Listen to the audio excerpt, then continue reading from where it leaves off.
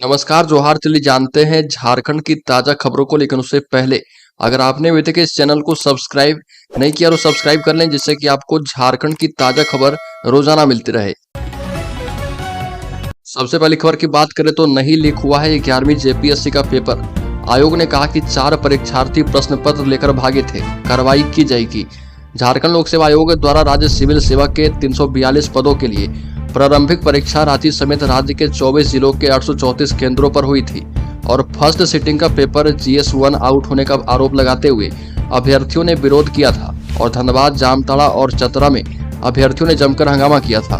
परीक्षा समाप्त होने के बाद आयोग ने प्रश्न पत्र लीक मामले को लेकर सभी उपायुक्त से रिपोर्ट मांगी थी और ये रिपोर्ट आयोग को मिल गई है। रिपोर्ट के मुताबिक परीक्षार्थी जिस मुद्दे को लेकर कई केंद्रों पर हंगामा कर रहे थे वह बिल्कुल ही निराधार है। अगली खबर, रांची में सड़क हादसे में 2 की मौत, ब्रेक डाउन होकर रास्ते में खड़े टर्बो ट्रक से टकराई बाइक। चानो खलारी बिजुपाड़ा मार्ग में चानो थाना क्षेत्र के लुकैया धोडहा के समीप सड़क हादसे में 2 युवक की मौत हो गई। वहीं एक अन्य युवक घायल हो गया है। मृतकों में चोड़ा गांव निवासी 20 वर्षीय ऋतिक महली और बुढ़मू थाना क्षेत्र के साढ़म गमरिया निवासी 17 वर्षीय अनिस उरांव है। वहीं चौड़ा गांव के रहने वाले नीरज उरांव नामक युवक घायल है और बताया जाता है कि ऋतिक अपने दोस्त अनीस और नीरज के साथ R15 बाइक में सवार होकर शादी समारोह में भाग लेने के लिए जा रहा था। पर चुनाव आयोग की एक कार्रवाई, 6 राज्य के गृह सचिव हटाए गए। सीएम सचिव के साथ गृह सचिव बनाए गए अरबा राजकमल को पद से हटाया गया। भारत निर्वाचन आयोग ने लोकसभा चुनाव की घोषणा के 2 दिन बाद एक महत्वपूर्ण फैसले में झारखंड के गृह सचिव अरबा राजकमल और पश्चिम बंगाल के DGP समेत देश के आधे दर्जन राज्य के गृह सचिव को पद से हटा दिया है। मुख्य चुनाव आयुक्त राजीव कुमार की अध्यक्षता में नवनियुक्त चुनाव आयुक्त ज्ञानेश कुमार और सुखबीर सिंह संधू की दोपहर में बैठक के बाद इस आशय का फैसला किया गया और जिन वरीय अधिकारी को गृह सचिव के पद से हटाया गया है उनके पास संबंधित राज्य में मुख्यमंत्री कार्यालय में दोहरे प्रभार थे और झारखंड के गृह सचिव अरबा राजकमल को राज्य सरकार ने हाल ही में मुख्यमंत्री के सचिव के साथ साथ गृह सचिव की जिम्मेदारी सौंपी थी। अगली खबर, राज्य में आदिवासी अस्मिता पर खतरा बताकर झारखंड मुक्ति मोर्चा कर रहा दुमका के गांव में कुल्ही दुरपा। संथाल परगना के गांव में इन दिनों झारखंड मुक्ति मोर्चा दिन रात कुल्ही दुरपा करने में जुटा हुआ है। कुल्ही का मतलब गली या फिर टोला और दुरपा का मतलब बैठना है, यानी गांव के मध्य में शाम को ग्रामीणों के साथ बैठक या फिर छोटी सभा करना। दुमका लोकसभा क्षेत्र में 1899 बूथ हैं, जिनमें झारखंड मुक्ति मोर्चा अब तक लगभग 900 से भी ज्यादा बूथों पर कुल्ही दुरपा कर चुका है। बाकी बचे बूथों पर भी पार्टी लगातार कड़ी मेहनत कर रही है। बिना किसी प्रचार और शोरगुल के झारखंड मुक्ति मोर्चा अंदर ही अंदर भाजपा के बूथ मैनेजमेंट को मात देने के लिए अवैध व्यूह रचना करने में जुटा हुआ है। संथाल परगना के आदिवासी गांव में परंपरागत तरीके से किसी विशेष बात को गांव के प्रत्येक व्यक्ति को बताने के लिए कुल्ही दुरपा का आयोजन किया जा रहा और कुल्ही दुरपा करने की परंपरा वर्षों से चली आ रही है। CID का शिकंजा इंटेलिजेंस एजेंसी के नाम पर धमकाते थे। विदेशी नागरिकों को कॉल करके इंटेलिजेंस एजेंसी के नाम पर धमकाकर ठगी करने के मामले में अपराध अनुसंधान विभाग ने किशोरगंज चौक स्थित एक ऑफिस में छापा मारा और CID को सूचना मिली थी कि BM हाइट में एक ऑफिस चल रहा और यहां से अंतर्राष्ट्रीय कॉल सेंटर से जांच एजेंसी के नाम पर विदेशी नागरिकों को ठगा जा रहा था। CID के DG अनुराग गुप्ता ने बताया कि BM हाइट से स्थित कार्यालय में अंतर्राष्ट्रीय कॉल सेंटर मिलने की सूचना मिली थी और CID के अधिकारी ने इसकी जांच की तो पता चला कि ये कारमुल अंसारी और रविकांत नाम के व्यक्ति Ricky consultancy services, GG infotech एवं आरोग्य ग्लोबल प्राइवेट लिमिटेड के नाम से फर्जी कॉल सेंटर चला रहे हैं। एक बार झारखंड में राजनीतिक दलों को चेतावनी, कहा कि आचार संहिता उल्लंघन करने पर की जाएगी कड़ी कार्रवाई। लोकसभा चुनाव और गांडी विधानसभा उपचुनाव को लेकर जिला निर्वाचन पदाधिकारी नमन प्रियस लकड़ा की अध्यक्षता में सभी ARO और राजनीतिक दलों के प्रतिनिधियों के साथ आदर्श आचार संहिता के पालन को लेकर बैठक की गई और निर्वाची पदाधिकारी ने मतदान प्रक्रिया पारदर्शी तरीके से संपन्न करवाने के लिए सभी दलों से सहयोग की अपील की।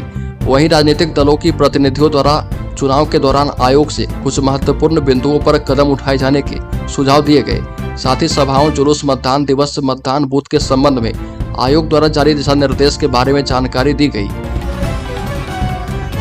शिक्षक भर्ती परीक्षा मामले में छपने से पहले लीक हुआ था पेपर। सॉल्वर गिरोह से मिले प्रश्न पत्र पर नहीं था बारकोड। बिहार लोक सेवा आयोग के द्वारा ली गई तीसरे चरण की परीक्षा भर्ती परीक्षा के प्रश्न पत्र एवं आंसर लीक मामले में प्रश्न पत्र की छपाई करने वाली एजेंसी और प्रिंटिंग प्रेस भी जांच के दायरे में है। आर्थिक अपराध इकाई के सूत्रों के मुताबिक हजारीबाग में छापेमारी के दौरान सॉल्वर गिरोह के पास मिले प्रश्न पत्र पर बारकोड नहीं मिला है और इससे आशंका जताई जा रही कि प्रश्न पत्र छपाई के लिए प्रेस में जाने से पहले या फिर छपाई से पहले लीक हुई थी और यह प्रश्न पत्र सॉल्वर गिरोह को पेन ड्राइव में सॉफ्ट कॉपी के रूप में मिला था। अगली खबर, जेपीएससी पीटी में शामिल अभ्यर्थियों पर प्राथमिकी दर्ज षड्यंत्र करने एवं परीक्षा बाधित करने का लगा आरोप। झारखंड लोक सेवा आयोग द्वारा आयोजित 11वीं सिविल सेवा पीटी में किसी भी जिला में प्रश्न पत्र लीक नहीं हुआ और प्रश्न पत्र पैकेट केंद्राधीक्षक के समक्ष ही मजिस्ट्रेट अभ्यर्थी की मौजूदगी में वीडियोग्राफी के साथ समय पर ही खोला गया था। आयोग के द्वारा सभी जिलों के उपायुक्त से मांगी गई रिपोर्ट में इसका जिक्र किया गया है, जबकि जामताड़ा के उपायुक्त द्वारा भेजी गई रिपोर्ट से खुलासा हुआ है कि मेहजाम स्थित जेजेएस इंटर कॉलेज एवं जेजेएस डिग्री कॉलेज परीक्षा केंद्र पर 4 परीक्षार्थी परीक्षा शुरू होने के कुछ ही देर बाद प्रश्न पत्र लेकर भाग गए थे।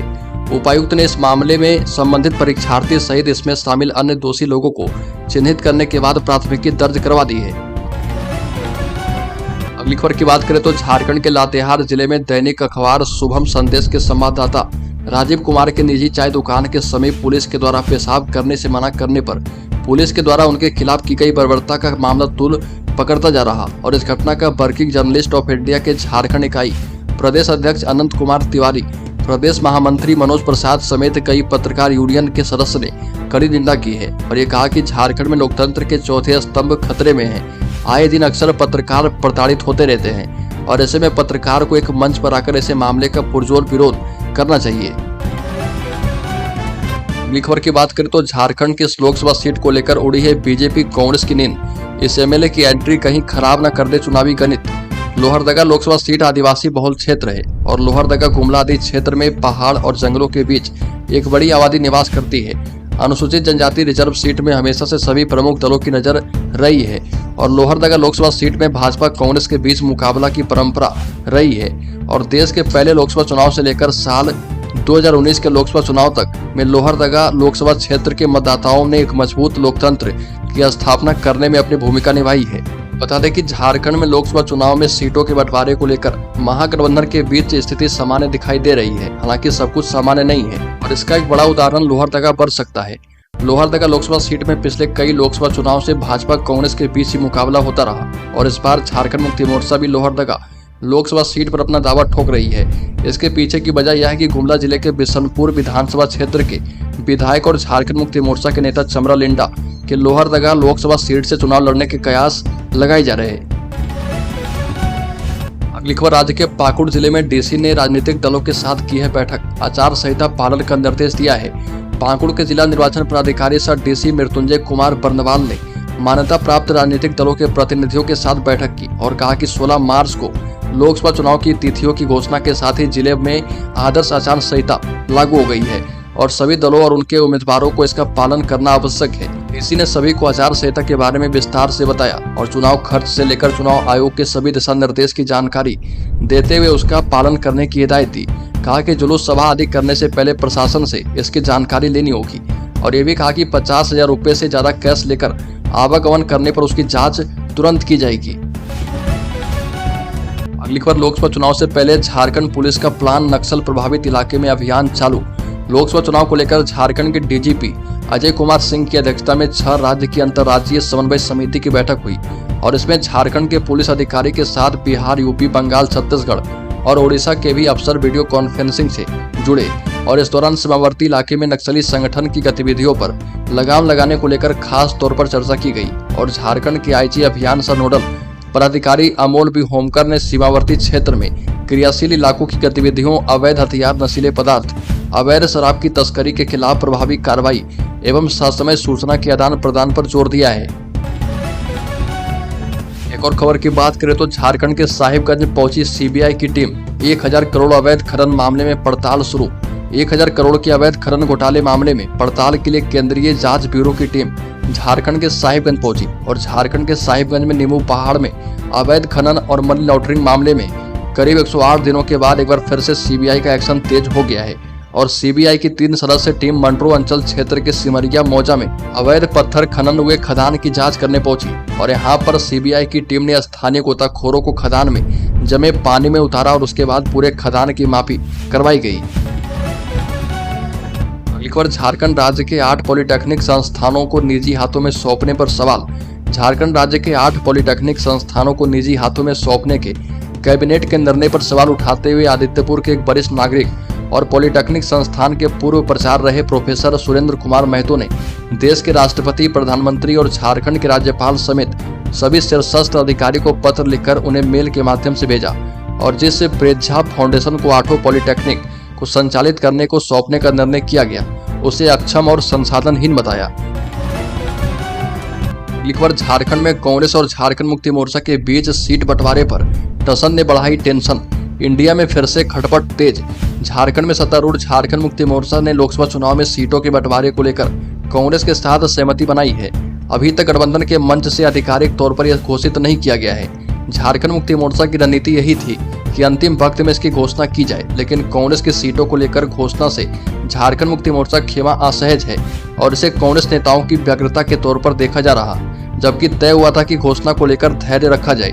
कांग्रेस विधायक दल के नेता आलमगीर आलम ने सीटों के बंटवारे का फॉर्मूला सार्वजनिक कर दिया है और 7 सीटों पर कांग्रेस, 5 पर झारखंड मुक्ति मोर्चा और एक सीट पर राजद और भाकपा माले प्रत्याशी उतारने की बात कह दी है। अगली खबर की बात करें तो झारखंड मुक्ति मोर्चा ने इलेक्शन कमीशन पर साधा निशाना, पूछा कि पहले उपचुनाव नहीं करवाने को लेकर दे रहे थे तर्क। झारखंड मुक्ति मोर्चा ने चुनाव आयोग को निशाने पर लिया और महासचिव सुप्रियो भट्टाचार्य ने सवाल उठाया कि पहले जब मोर्चा का प्रतिनिधिमंडल गांडे में उपचुनाव को लेकर आयोग के पास गया था तो चुनाव नहीं करवाने को लेकर तर्क दिए जा रहे थे। अब चुनाव आयोग के द्वारा उपचुनाव की घोषणा कर दी गई और दलों को बैठक में बुलाया जा रहा। भाजपा के नेता भी अपना ज्ञान बांट रहे थे और ये सवाल उठाया कि बाबूलाल मरांडी का अपना ज्ञान या तो खत्म हो गया है या फिर वो उछलकूद करने वाले नेताओं के सुझाव पर चल रहे हैं। अगली खबर झारखंड के शेयर होल्डर्स के लिए बड़ी खबर। शेयर मार्केट में फिर से भूचाल, खुलते ही 350 अंक फिसला सेंसेक्स। टाटा का शेयर भी धराशायी। बता दें कि सप्ताह के दूसरे कारोबारी दिन शेयर बाजार की शुरुआत बेहद खराब रही। मार्केट ओपन होने के साथ ही बाजार के दोनों इंडेक्स बुरी तरह टूटकर खुले। एक और जहां बॉम्बे स्टॉक एक्सचेंज का शेयर 30 शेयरों वाला सेंसेक्स 350 अंक से ज्यादा फिसल गया, तो वहीं नेशनल स्टॉक एक्सचेंज का निफ्टी 100 अंक से ज्यादा फिसलकर कारोबार कर रहा था। बाजार में गिरावट के बीच सबसे ज्यादा गिरावट टाटा ग्रुप की आईटी कंपनी टीसीएस के शेयरों में देखने को मिली।